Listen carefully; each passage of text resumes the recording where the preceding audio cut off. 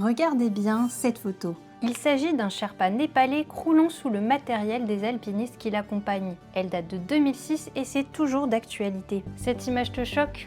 Eh bien nous aussi, mais ça ne vient pas de nulle part, c'est le résultat d'un alpinisme né sur fond colonial et d'éco-trip impériaux. Alors chez Vertige Media, on s'est posé une question, faut-il décoloniser l'escalade ?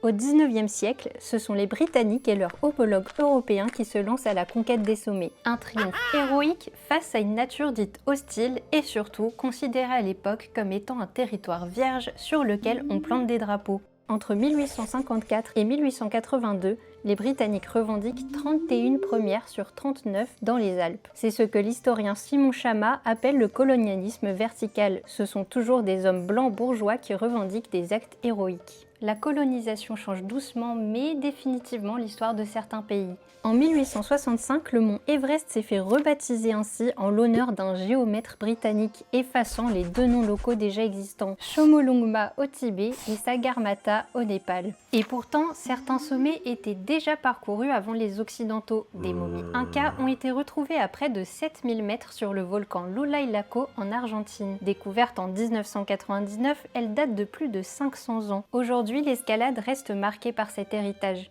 Le vocabulaire de conquête reste prédominant et les hommes blancs sont surreprésentés. Mais le plus choquant reste les noms racistes et misogynes de certaines voix publiées noir sur blanc dans des topos très récents.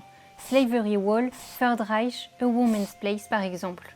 Mais alors, on fait quoi concrètement ? Tout d'abord, nous pouvons changer le vocabulaire, dire parcourir au lieu de conquérir, ou encore voie non répétée au lieu de sommet vierge. Ensuite, changer le nom des voies problématiques et renommer les montagnes avec leurs noms locaux. Ou encore décrire les récits du point de vue des Sherpas, des guides et des peuples autochtones, plus seulement selon le point de vue des Occidentaux. Et surtout diversifier les visages, mettre en avant les femmes et les alpinistes des régions concernées. Décoloniser l'escalade, c'est changer nos mots, nos récits et nos pratiques pour faire de la verticale un terrain de jeu libre et respectueux. N'hésite pas à nous dire ce que tu en penses dans les commentaires.